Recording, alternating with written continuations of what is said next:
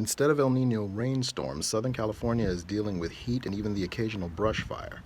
Forecasters still say El Niño storms are likely, and Southern California has been kept dry by masses of high pressure. Hot Santa Ana wind conditions will continue through Wednesday, with the strongest winds expected to hit South Los Angeles and Ventura counties Monday. Temperatures will climb into the high 80s Monday and Tuesday on the coasts, and in the valleys as humidity drops. Valley temperatures could top 90. For updates on this story, visit latimes.com.